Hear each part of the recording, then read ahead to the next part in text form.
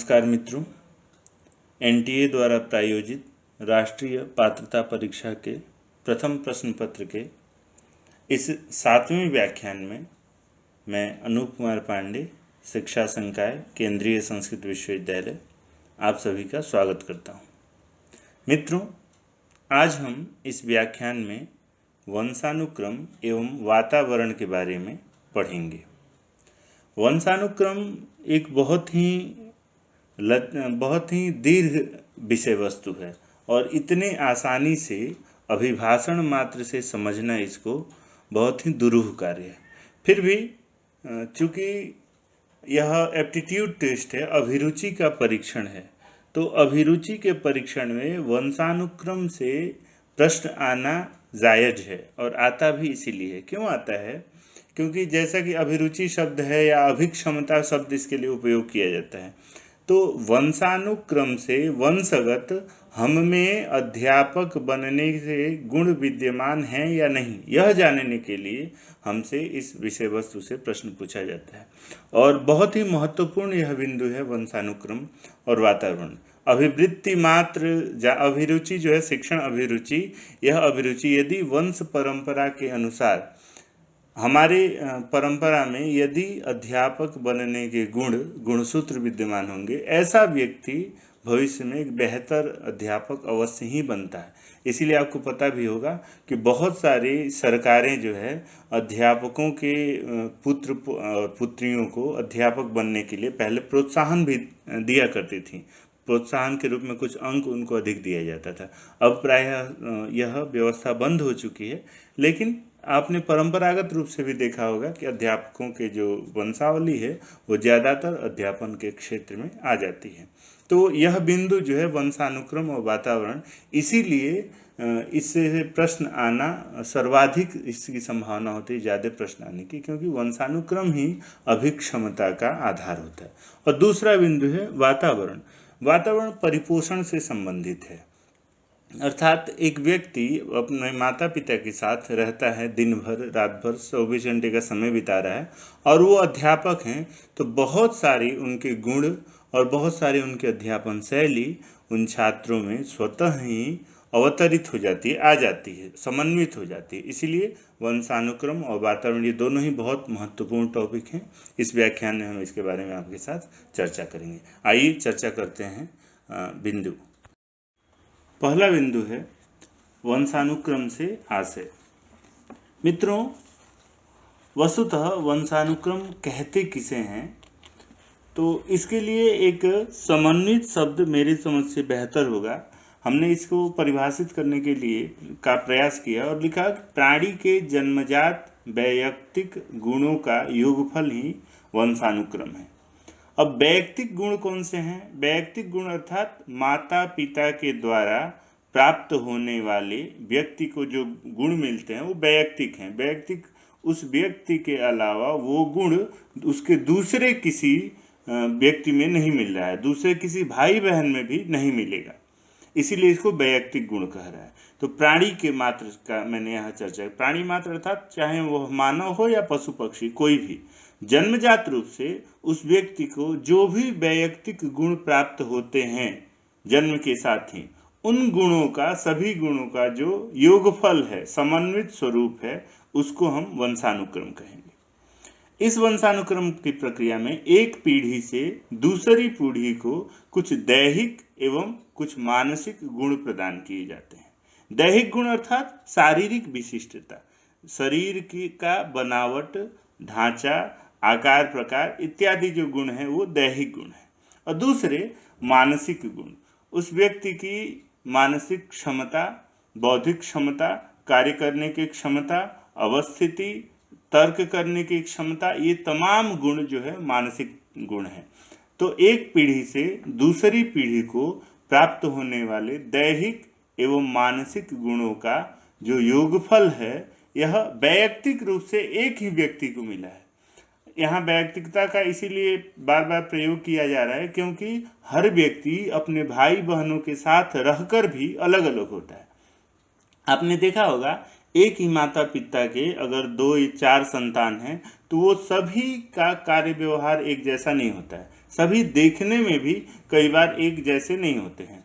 आकार प्रकार भी सबका एक जैसा नहीं होता है। और कार्यशैली और मानसिक योग्यता तो प्रायः विभेद को जन्म देती। प्रायः दोनों में अंतर होगा ही। दो बच्चे हैं तो दोनों दो तरह के हो सकते हैं, चार दो हैं तो चार तरह के हो सकते। इसीलिए यहाँ वैयक्तिक गुणों का योगफल है।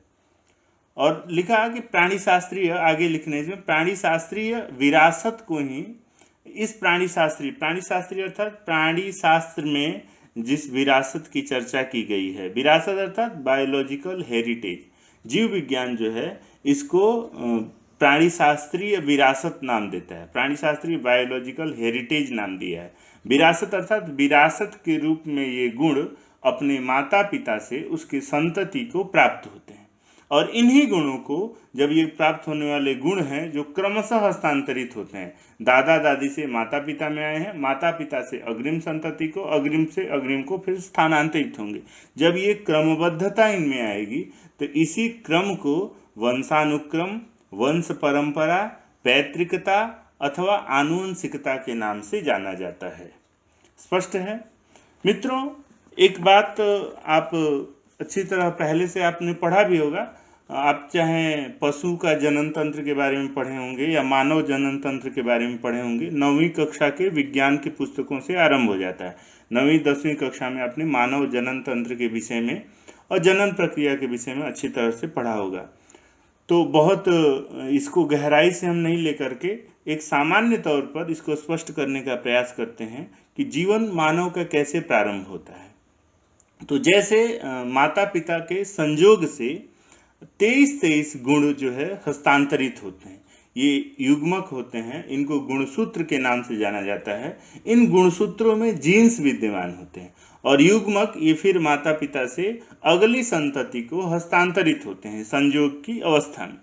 उस समय इन 23 जो गुणसूत्र मिल रहे हैं, इन गुणसूत्रों में ही पितृक अर्थात जीन्स विद्यमान होता है और इसी से माता के और पिता के गुणों को उस आने वाली अगली संतति तक पहुंचाया जाता है, उन तक ये पहुंच जाता है और इसी प्रक्रिया को वंशानुक्रम की प्रक्रिया कहते हैं। अब यहाँ बहुत सारे वैज्ञानिकों में, मनोवैज्ञानिकों में और शरीर वैज्ञानिकों में, जो जीवशास्त्री हैं, उनमें मतभेद है। कुछ लोग जो है वंशानुक्रम को ज़्यादा उत्तरदायी मानते हैं और ज़्यादा सबल पक्ष वंशानुक्रम का मानते हैं, तो अगले कुछ वातावरण का पक्ष सबल मानते हैं। अब यहाँ पर प्रश्न उठता है कि वास्तव में सबल है कौन, वंशानुक्रम या वातावरण, अर्थात प्रभाव किसका अधिक होता है, वंशानुक्रम का होता है या वातावरण का। इसको समझने के लिए हम एक उदाहरण लेते हैं। जैसे मान लीजिए किसी एक खेत में एक गोभी का बीज और एक टमाटर का बीज लगाते हैं और खेत में मिट्टी एक जैसी है, परिपोषण देने वाले जो भी हम खाद, बीज, पानी इत्यादि वहाँ आरोपित कर रहे हैं, उनको दे रहे हैं, सिंचाई कर रहे हैं, खाद दे रहे हैं, उन सभी का गुणधर्म समान है। फिर भी गोभी के बीज से हमेशा गोभी का पौधा जन्म लेगा और टमाटर के बीज से हमेशा टमाटर का पौधा जन्म लेगा। इससे यह स्पष्ट होता है कि वंशानुक्रम ही व्यक्ति का आधार है और सबसे प्रबल है, न कि वातावरण, क्योंकि वातावरण तो दोनों को एक जैसा मिल रहा है। फिर भी जन्म की क्रियाएं, जन्म बीज में जो ताकत है उसी के आधार पर हो रही है, अर्थात बीज जिस चीज का है उसी पौधे का जन्म हो रहा है। अब यहाँ प्रश्न उठता है कि क्या ऐसी स्थिति में वातावरण का कोई महत्व नहीं है, क्योंकि प्रबलता तो बीज की हो गई। तो कहते हैं कि नहीं, वातावरण का महत्व है।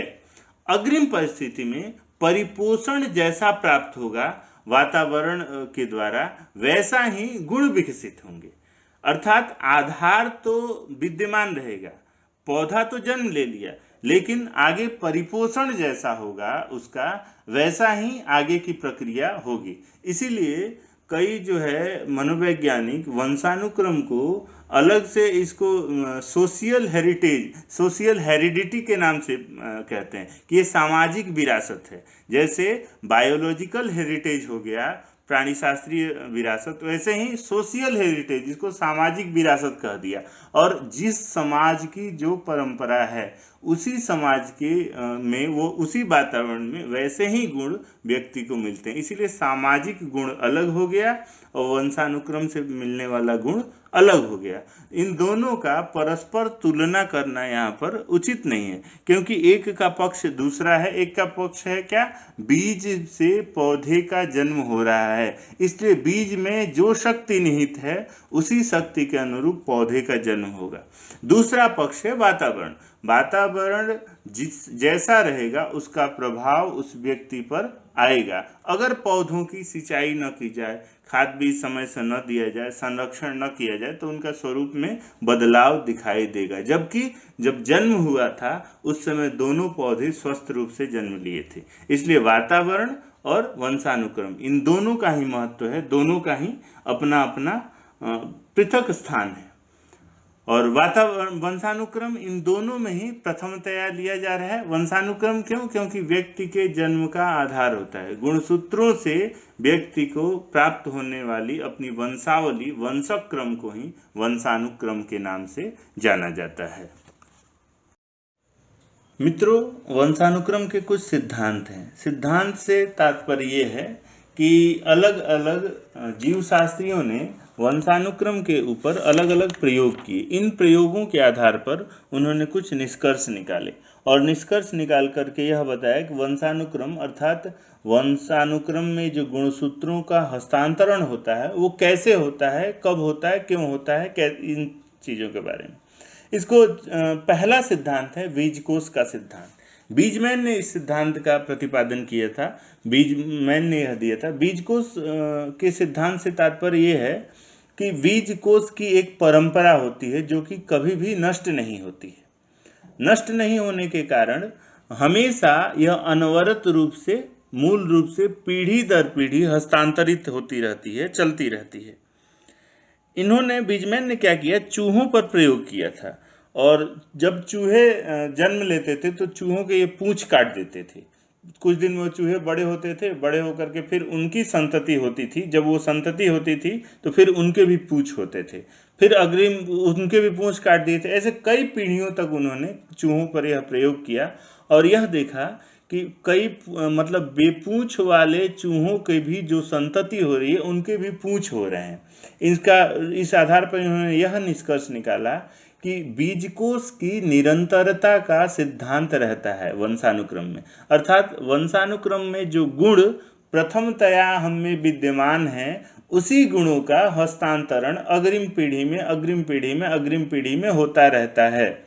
इसका यह कभी मतलब नहीं है कि कोई व्यक्ति अगर शराब पीने लगा तो शराब पीने से वो शराबी हो गया तो उसकी अगली संतति भी शराबी होगी, क्योंकि शराब पीना बाह्य जगत का, वातावरण का प्रभाव है। उसमें बीज रूप में अपने माता पिता से, शराब पीने वाले व्यक्ति में, शराबी में अपने माता पिता से बीज रूप में जो गुण सूत्र प्राप्त हुए थे उन्हीं गुण सूत्रों का हस्तांतरण वो अग्रिम पीढ़ी में करेगा, अर्थात उसकी संतति में उन गुणसूत्रों का वो आधान करेगा।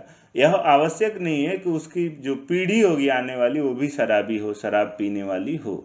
बीजकोष के सिद्धांत के संदर्भ में एक चर्चा हम और यहाँ करना चाहेंगे, यमज की चर्चा करेंगे।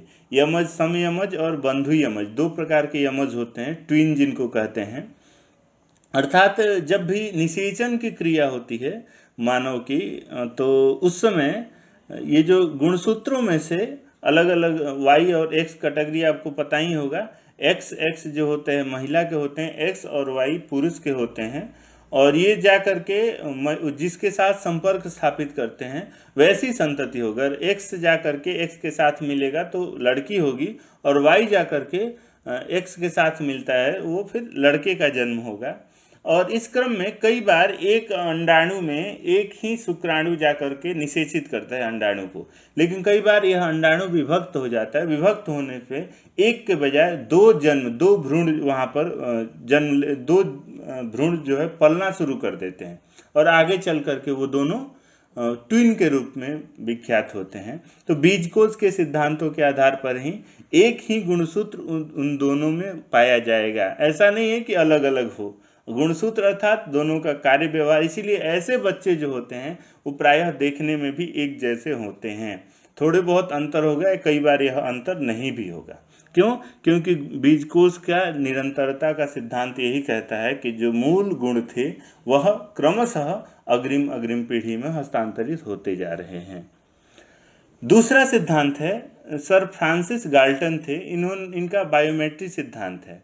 बायोमेट्री सिद्धांत ये बायोलॉजी के आधार पर प्रतिपादित किए और यह कहे कि आने वाली पीढ़ी में माता पिता के जो है वो आधे आधे गुण 1/4 एक चौथाई गुण मिलते हैं माता पिता के, और बाकी जो गुण होते हैं उनके फिर आने वाली जो दादा दादी हैं, नाना नानी हैं, उनके फिर 1/8 हिस्सा मिलता है। फिर उनके जो माता पिता थे उनके क्रमशः इन्होंने एक क्रम बताया, अर्थात माता पिता के आधे आधे गुण, दादा दादी नाना नानी के एक चौथाई गुण, फिर उनसे पहले उनके जो माता पिता थे, दादा दादी के माता पिता, फिर नाना नानी के माता पिता, उनके 1/8 गुण। ऐसे इन्होंने क्रम बताया कि ये पूरी परंपरागत रूप से गुणसूत्रों का हस्तांतरण हम में होता है।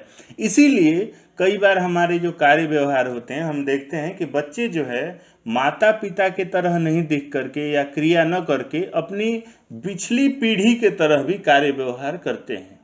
इस सिद्धांत को इन्होंने स्पष्ट किया फ्रांसिस गाल्टन ने, और इनके सिद्धांत का नाम है बायोमेट्री सिद्धांत। इसको भी आपने 9वीं कक्षा में पढ़ा होगा। और अगला तीसरा जो है मेंडल का वंशक्रम सिद्धांत है। मेंडल के मटर के दानों का प्रयोग, ये हमने बचपन में बहुत पढ़ा हुआ है, आपने भी पढ़ा होगा। मटर के दानों पर इन्होंने प्रयोग किया, 2 तरह के मटर के दानों को लिया। एक जो है वो लघु प्रजाति के थे, दूसरी जो है दीर्घ प्रजाति के थे। इन दोनों को मिश्रित करके ये बोते थे। आगे बौनी प्रजाति वाले और कुछ लंबी प्रजाति वाले दोनों किस्म के मटर हुए। फिर धीरे धीरे ऐसी स्थिति आ गई कि लंबी प्रजाति वाले मटर ही इनके जो गार्डन में होते थे और बौनी प्रजाति वाले धीरे धीरे दब गए। इस सिद्धांत के आधार पर इन्होंने यह निष्कर्ष निकाला कि जो गुणसूत्र ज़्यादा प्रभावी होते हैं उनका जो है संरक्षण प्रकृति करती है, और जो कमज़ोर होते हैं उनको प्रकृति स्वतः ही धीरे धीरे नष्ट कर देती है। यही कारण है कि माता पिता के बच्चे जो होते हैं वो कई बार बुद्धिमान माता पिता के बच्चे भी मूर्ख हो जाते हैं या उनके स्वभाव के विपरीत प्रतिक्रिया करने वाले हो जाते हैं, दिखाई देते हैं, प्रतिक्रिया करते भी हैं। क्यों? क्योंकि जिस समय उन माता पिता का संयोग हुआ था उस समय उन पर जो परिस्थिति हावी थी उसी के अनुरूप गुणसूत्रों का आधान हुआ अग्रिम संतति में। इसीलिए कई बार हो सकता है कि 2 बच्चे हों तो दोनों में एक प्रतिभाशाली हो सकता है और दूसरा जो है पिछड़ा हो सकता है। कारण क्या है? तात्कालिक परिस्थिति का प्रभाव।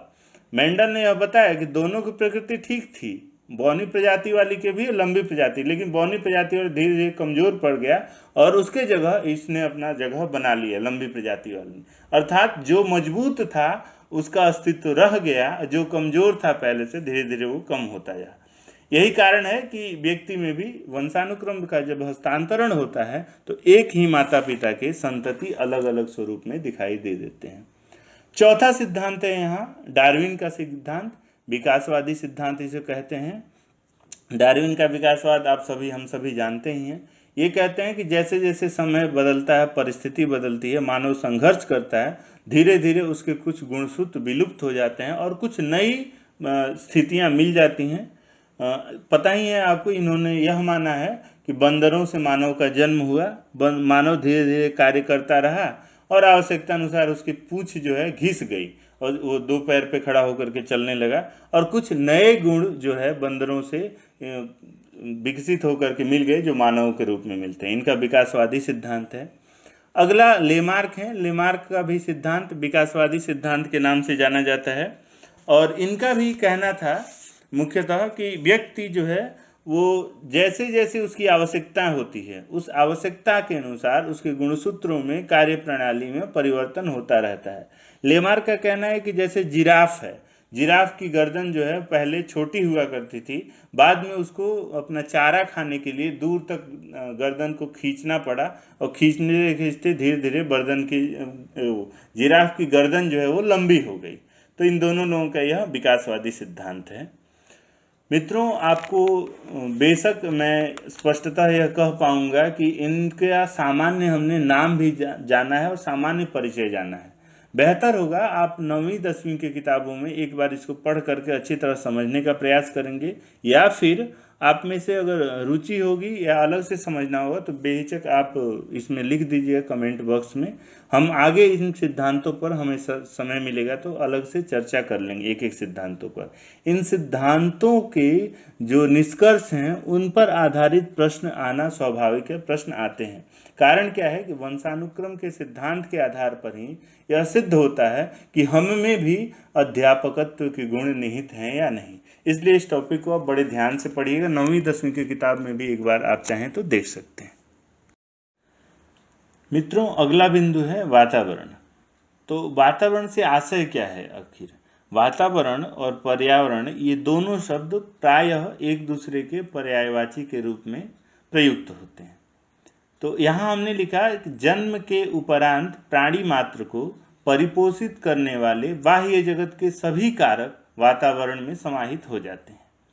तो बाह्य जगत के सभी कारक, अब एक चीज आप स्पष्ट रखिए कि व्यक्ति को परिपोषित करने में दो मुख्य कारक हैं, एक तो आंतरिक कारक और दूसरा बाह्य कारक। आंतरिक कारक को वंशानुक्रम कहते हैं और बाह्य कारक को वातावरण कहते हैं। आंतरिक कारक में बीज से पौधे का जन्म लेना, बीज जैसा है जिसका है वैसा पौधा, उसी का पौधा जन्म लेगा। उदाहरण के लिए गोभी का बीज है तो गोभी का पौधा जन्म लेगा, गोभी के बीज से नीम का पौधा जन्म नहीं लेगा। दूसरा आ गया वातावरण, यह बाह्य कारक है। उस पौधे को जीवित रखने में और तदनुकूल गुण प्रदान करने में वातावरण का महत्वपूर्ण योगदान है। वातावरण जैसा रहेगा पौधे में वैसे ही गुण विकसित होंगे, यानी उसका मूल आधार जो है वो जन्म मात्र से मानसिक और शारीरिक जो उसके गुण हैं। पौधा गोभी का पौधा है तो गोभी का पौधा काला जन्म नहीं लेगा, हरा रहेगा, वह उसका एक जो है सैद्धांतिक गुण है वो उसमें रहेगा। दूसरा, गोभी का बीज था तो गोभी पैदा हुआ, यह उसका जो है आंतरिक गुण है और ये रहेगा। बाह्य गुण क्या है? उसको परिपोषित करने वाला वातावरण। जो भी बाहर से चीज़ें हम डाल रहे हैं, सिंचाई के लिए पानी, खाद, बीज, इन चीज़ों का प्रभाव उस पर पड़ेगा। इसीलिए हम देखते हैं कि आजकल हाइब्रिड बीज और पौधे तैयार हो रहे हैं। तो कहीं ना कहीं जो मूल था उस मूल को संक्रमित करके एक नए स्वरूप को जन्म दिया जा रहा है, नए वातावरण में उसको परिपोषित किया जा रहा है। और बीज में भी अब इस तरह की परिस्थिति आ गई है कि उसको भी हाइब्रिड बनाया जा रहा है, परिस्थिति के अनुसार बदला जा रहा है। ये बाह्य कारक है, उसके मूल स्वरूप को वो नष्ट करके बन रहा है। आप देखिएगा कि मूल स्वरूप जो है हाइब्रिड वाले कभी भी नहीं देख सकते हैं, न देखने में न कार्यशैली में, सब चीज़ में उनमें अंतर रहेगा। क्यों? क्योंकि ये बाह्य जगत के कारक हैं, आंतरिक कारक नहीं है। तो आंतरिक कारक को वंशानुक्रम कहते हैं और बाह्य कारक को वातावरण कहते हैं। इस वातावरण को मनोवैज्ञानिकों ने सामाजिक वंशानुक्रम भी कहा है, ये सोशियल हेरिडिटी कहा है। सामाजिक वंशानुक्रम से तात्पर्य है एक तो व्यक्ति का वंशानुक्रम जो है उसका बायोलॉजिकल हेरिडिटी जो उसके वंशानुक्रम से गुणसूत्रों के आधार पर मिला था, इस बायोलॉजिकल हेरिडिटी को ही वंशानुक्रम कहते हैं, वंश परंपरा कहते हैं। दूसरा जो है सोशियल हेरिडिटी, सामाजिक वंशानुक्रम, ये बाह्य जगत का है और इसी को वातावरण कहते हैं। तो वंशानुक्रम और वातावरण ये दोनों एक दूसरे के पूरक हैं, एक दूसरे के अन्योन्याश्रित हैं। इन दोनों का आपस में तुलना करना व्यर्थ है, तुलना करना ही नहीं चाहिए। और दोनों में से कौन ज़्यादा प्रभावशाली है यह भी कहना उचित नहीं होगा, क्योंकि एक जो है मूल स्वरूप में बीज से पौधे को जन्म दे रहा है, उसके सभी गुण उसमें विद्यमान है जन्म तक। दूसरा जो है वो बाहरी तत्व है, वो हस्तक्षेप करके उसमें परिवर्तन कर सकता है, उसकी कार्य पद्धति में परिवर्तन कर सकता है, स्वरूप में परिवर्तन कर सकता है और बाकी उसके गुणों में बदलाव कर सकता है। पूर्णतः बदल नहीं सकता है लेकिन कुछ हद तक बदल करके स्वरूप को परिवर्तित करने का प्रयास कर सकता है। तो यह दो कारक हो गया व्यक्ति को या प्राणी मात्र को चलाने के लिए। एक आंतरिक कारक, इसको वंशानुक्रम कहते हैं, एक बाह्य कारक जिसको वातावरण कहते हैं।